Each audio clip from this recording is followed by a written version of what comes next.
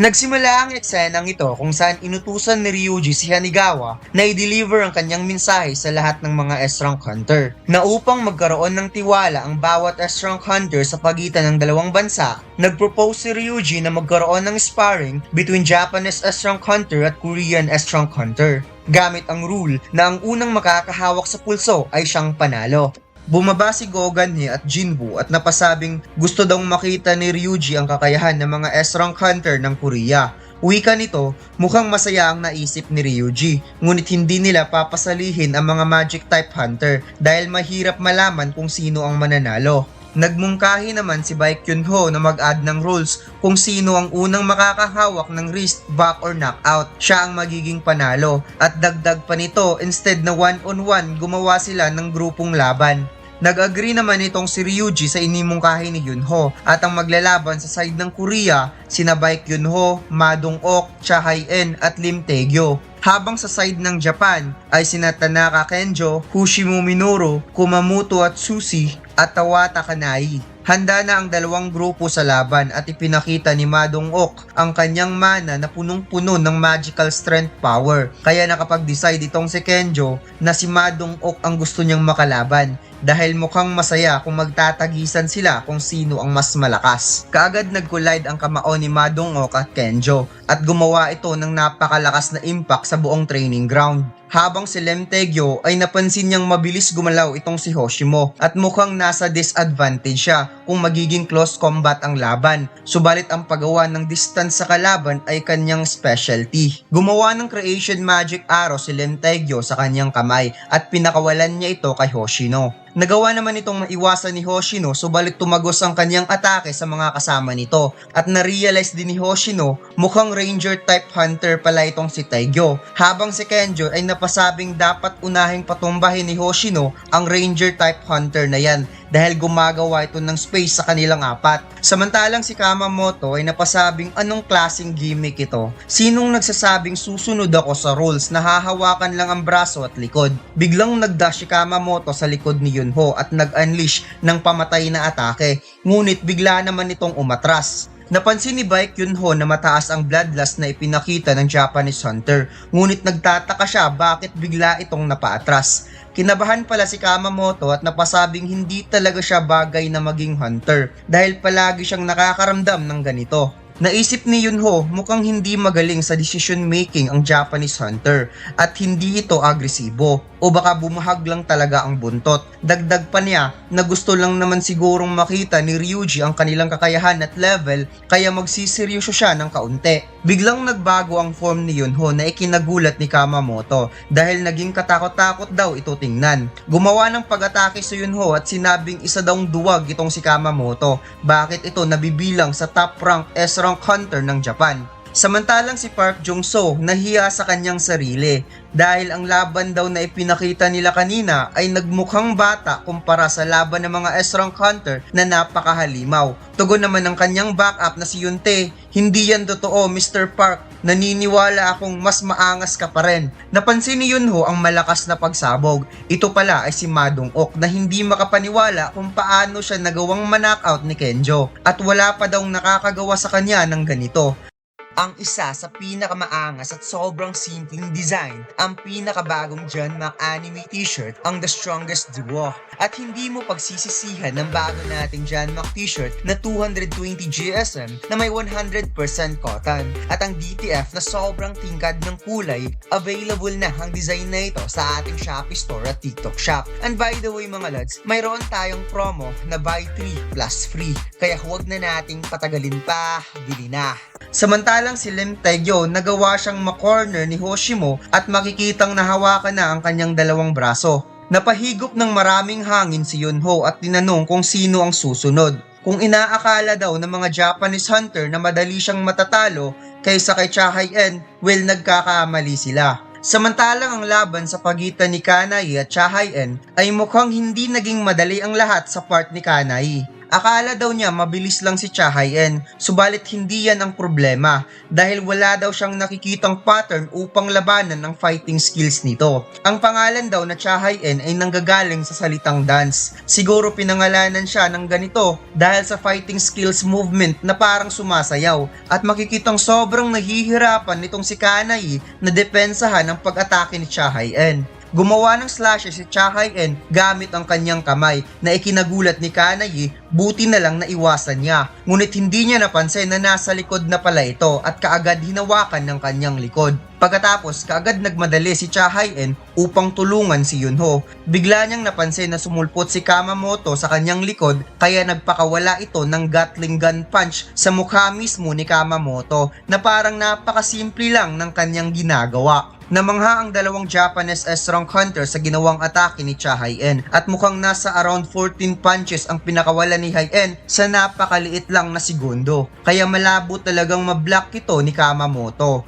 Ngunit nagulat nga itong si Cha Hae-in dahil sumobra daw siya habang si Kamamoto naging duguan ng bibig at makikitang hindi maipaliwanag ang kanyang galit. Wika ng tatlong Japanese hunter, kapag nagagalit daw itong si Kamamoto, nagbabago ang buong pagkatao at hindi lang yan dahil hindi na nito kayang kontrolin ng kanyang sarili at wala daw itong maalala hanggat hindi matatapos ang laban. Ang malala pa daw nito, kahit sarili niyang teammates ay gustong atakihin at siya lang ang S-rank hunter na nagawang maklear ang birang Kate na siya lang mag-isa. Sinabi ni Ryuji kung hindi titigil yang si Kamamoto, dapat ipatigil na kaagad ang laban. Subalit as of now, hahayaan muna nila ito dahil isa lang naman itong test. Tugon naman ni Hanikawa na mukhang kailangan na talaga nilang pigilan nitong si Kamamoto dahil hindi nila kayang bayaran kung magkakaroon ng malaking damage sa part ng Korean S-rank hunter. Gumawa ng pamatay na atake ang Japanese hunter, buti na lang na iwasan ito ni Cha Hae-in at makikitang nagkadurog-durog ang training ground sa sobrang lakas ng kanyang atake. Hindi napansin ni Cha Hae-in na sobrang bilis na pala ni Kamamoto dahil kaagad itong nag-follow up ng atake pagkatapos mayroong napansin si Cha Hae-in sa gilid. Nagkaroon ng malakas na impact ang atake na ito ni Kamamoto, ngunit ang napansin kanina ni Cha Hae-in ay si Song Jin-woo na hawak-hawak ngayon ang sipa ni Kamamoto. Sinabi ng ating bida na huwag mo sanang mamasamain na sumali ako. Masyado kasing mataas ang killing intent mo. Mas lalong nagalit si Kamamoto at sinubukang atakihin si Jin-woo. Ngunit nagkamali ito ng kinalaban dahil pasimple itong ni-knockout at binali ang braso. Nakita ni Ryuji kung paano ni-knockout ng ating bida ang kanyang hunter at tinanong si Hanikawa kung siguradong isang magic type hunter ang ikasampung S-rank hunter. Tugon naman ni Hanikawa, yan daw ay ayon sa kanyang source, ngunit hindi nila malalaman kung hindi nila ito susubukan. Sinabi ni Jinwoo kay Cha Hae-in na mas mabuting i-consider na lang na natalo ang mga Korean S-rank hunter since mukhang natalo na rin si Baek Yunho. Lumapit si Hanikawa kay Jinwoo at may gusto daw sabihin si Ryuji sa kanya. Sinabi ni Ryuji na gusto niyang makipag one-on-one fight kay Jinwoo. Nakita ni Jinwoo ang umaapaw na aura ni Ryuji at kahit walang translator, alam niya kung ano ang pakay ni Ryuji sa kanya base sa aura nito at alam niyang gusto nitong subukan kung gaano siya kalakas. Napangiti ang ating bida dahil gusto rin niyang masubukan kung gaano na siya kalakas mula noong lumabas siya sa Demon Castle World, habang si Ryuji ay medyo nainis sa ngiti ni Jinwoo. Sinabi ni Hanikawa kay Ryuji na tinanggap daw ni Jinwoo ang kanyang hamon, subalit mayroon daw itong kondisyon. Makikipaglaban lang siya kung gagamitin ni Ryuji ang kanyang buong lakas. Kaya mas lalong nainis si Ryuji at napaisip kung seryoso nga ba talaga ang batang ito. Naisip ni Ryuji na nandiyan naman ang kanyang S-rank hunter healer, kaya hindi magkakaproblema kung magkakaroon ng serious injury. Kaya pumayag si Ryuji sa request ni Jinwoo. Samantalang si Ma Dong-ok hindi makapaniwala na makakalaban ni Jinwoo ang isang Ryuji Goto, habang si Cha Hae-in ay napaisip kung okay lang kaya ang match-up na ito. Well, nasaksihan naman daw niya kung paano na-clear ni Jinwoo ang high rank A-rank dungeon at tinalo ang daang-daang high orcs na siya lang mag-isa. Naisip rin ni Yunho na excited na siyang makita ang laban dahil kung totoo talagang lumalakas si Jinwoo continuously, ibig sabihin mas malakas na ito ngayon kumpara nung huli silang nagkita. Habang nagsasalita si Jinwoo na sinasabi niyang Okay, magsisimula na tayo. Subalit hindi pa tapos magsalita si Jinwoo, umatake na kaagad si Ryuji. At mukhang hindi ito simpleng atake dahil nagkaroon ng malakas na shockwave sa tindi ng impact. Habang ang ating bida ay parang nag-teleport lang sa sobrang bilis at hindi makapaniwala ang pinakamalakas na S-rank hunter ng Japan na hindi siya nakatama. Napaisip si Ryuji na isa daw bullshit ang pagiging mage hunter ni Jinwoo. Kung kaya daw niyang gawing tanga ang ibang hunter, hindi daw siya maluloko. Muling naghanda si Ryuji at gumawa ito ng sharp aura sa pamamagitan ng kanyang magical energy, habang si Jinwoo na-realize niyang naiiba talaga si Ryuji sa ibang S-rank hunter dahil nahihirapan siyang iwasan ang mga atake nito. Muling umatake si Ryuji habang iniwasan lang ito ni Jinwoo na nakangiti, kaya mas lalong nainis si Ryuji dahil parang minamaliit daw siya. Samantalang ang mga Japanese S-rank hunter nagplanong itigil ang laban dahil parang siniseryoso daw ito ng kanilang guildmaster, baka magkaroon pa ng serious injury itong si Jinwoo. Nagulat si Choi Jong-in, hindi siya makapaniwala na nagkaroon ng interesting na pangyayari habang siya ay nag-smoke break. Habang sumasalakay si Ryuji, naisip niya kung hindi daw niya gagamitin ang kanyang buong lakas, matatalo siya. Kaya nagbago na daw ang isip niya dahil papatayin na talaga niya ang batang ito. Nagkaroon ng galos ang mukha ni Jinwoo dahil sa bilis ni Ryuji at nawarningan siya ng system dahil sa napakataas na bloodlust na ipinapakita ni Ryuji sa kanya. Nagkaroon ng matinding shockwave sa huling atake ni Ryuji na ikinagulat niya dahil nagawang mahawakan ni Jinwoo ang kanyang kamay. Naisip ni Jinwoo kung patatagalin pa niya ito, baka matulad si Ryuji kay Dungsok at Taishek, pipilitin siya ng system na pumatay. Wika ni Jinwoo, kung hindi daw siya mabilis, siguradong nawala na siya ng kanang mata. Samantalang si Ryuji hindi makapaniwala kung gaano kalakas si Jinwoo. Sinabi niya kay Jinwoo, kung inaakala mong naglalaro ako, well, nagkakamali ka. Sagot ng ating bida, hindi daw niya alam kung anong pinagsasabi ni Ryuji. Subalit sa pagkakaalam niya, kapag mahawakan niya ang wrist, panalo na siya. Ngunit parang hindi pa tapos ang laban dahil mainit na rin ang ulo ni Jinwoo at sabay ang dalawa na nag-unleash ng napakalakas na atake. Biglang ginrab ni Yunho at Cha Hae-in ang braso ni Jinwoo upang pigilan ito at si Ryuji pinigilan din ni Hoshino, habang si Kai gumawa ng ice magic spell sa gitna upang ilayo ang dalawa. Sinabi ni Yunho kay Jinwoo na itigil na ang laban dahil ang kalaban niya ay isang Japanese hunter na mag-lead sa kanila sa Jeju Island Raid.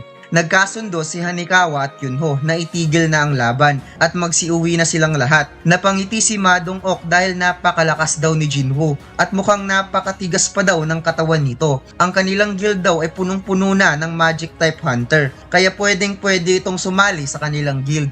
Sumigaw si Choi Jong-in kay Ma Dong-ok at sinabing si Song Jinwoo ay isang magic type hunter. Huminga ng malalim si Jinwoo at sinabing alam daw niya ang bawat lakas ng mga hunter na nandito. Nalaman daw niya ito dahil sa shadow na kanyang nilagay sa bawat S-rank hunter, na kahit si Ryuji hindi na-detect ang shadow soldier na nasa kanyang anino. Sinabi ni Jinwoo kay Chairman Gogan-he na sinabi daw nito sa kanya kanina na nasa kanya ang desisyon kung gusto niyang mag-participate sa Jeju Island Raid. Kaya nagulat si Gogan-he sa mga sinabi ni Jinwoo. Habang si Ryuji Goto hindi pa rin nakakapagsalita at natulala habang pinagpapawisan.